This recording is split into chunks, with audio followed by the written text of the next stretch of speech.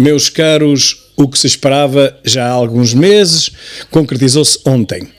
O socialismo em Espanha foi ferido de morte, hoje praticamente fica ligado às máquinas em estado moribundo até o dia 23 de julho, dia das eleições antecipadas, em que morrerá definitivamente.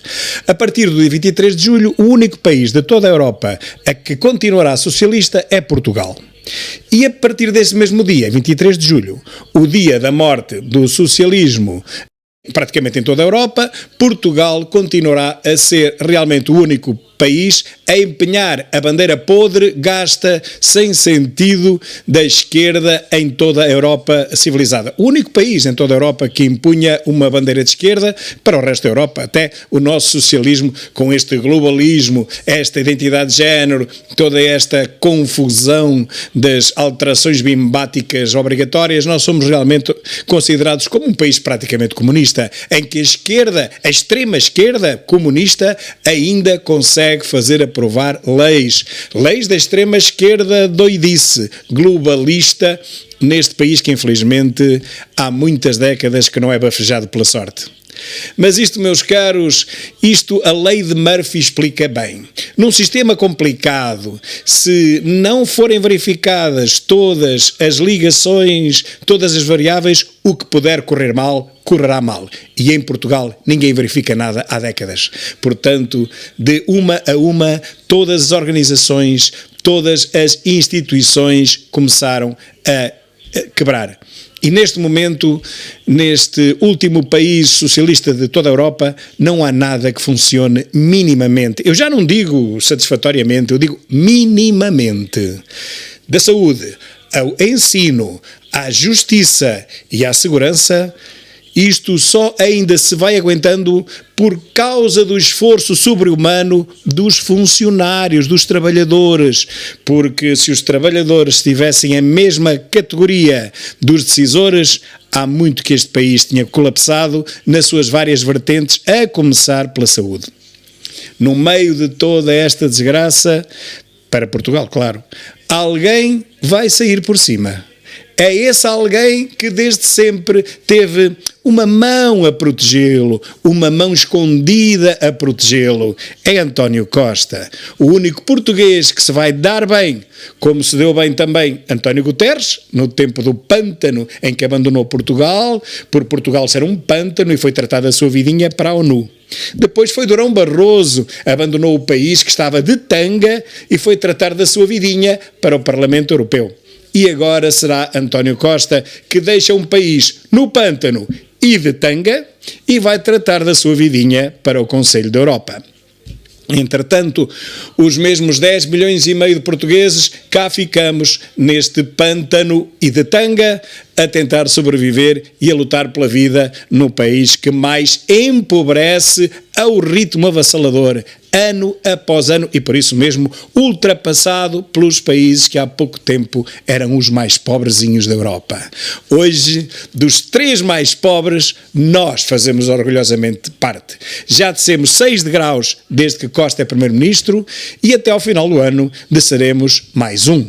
E, portanto, mais um aninho e, se não houver eleições antecipadas e se tudo continuar neste socialismo corrupto, nós seremos mesmo o último país da Europa, sendo ultrapassados, enfim, por outros países que nem sequer se podem chamar países, são autênticas offshores com território, como é o caso do Chipre, que é o único país, se é que aquilo se pode chamar país, que tem a banca a pagar menos do que nós e a cobrar mais juros ainda do que nós e mais impostos. É o único. Mas aquilo, repito, aquilo não é um país, aquilo é tudo menos um país, aquilo é um offshore qualquer com um território anexo. Mais nada.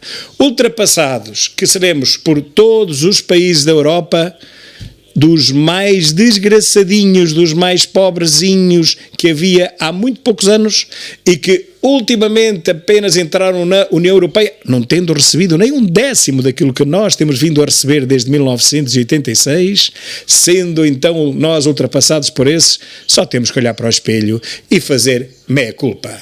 A culpa já nem é de Costa, ouçam, já nem é de Sócrates, a culpa é apenas nossa, do povo português, que continua a ignorar a vergonha e a miséria para que é empurrado, continua a ver morrer os filhos nos hospitais sem socorro, continua a ver os filhos a passar mal, sem emprego, e mesmo tendo emprego, a trabalhar, continuam a passar mal, porque o ordenado hoje em dia não é suficiente para uma pessoa se manter minimamente, nem na província, quanto mais nas grandes cidades. O povo vê tudo isto e o que faz? Nada. Fica à espera que algum milagre de Fátima volte a acontecer e venha resolver o seu problema. Não. O problema de Portugal tem que ser resolvido pelos portugueses. Em eleições antecipadas, porque ninguém aguenta mais 2 anos a este ritmo. Ninguém aguenta mais 2 anos a este ritmo. Metade dos portugueses não terão o que comer dentro em breve, porque o próprio governo já não terá dinheiro na segurança social, nem que o tire a outras valências, na bazuca, por exemplo, não haverá dinheiro suficiente para continuar a pagar pensões, subsídios e reformas às pessoas que as merecem, porque trabalharam uma vida inteira para as receber. O país está mais do que falido. Costa não diz isto, diz o contrário, os números são animadores, mas a verdade é que o povo sente o contrário na pele. Não há hipótese nenhuma desta situação se manter, meus caros. Portanto, das duas, três.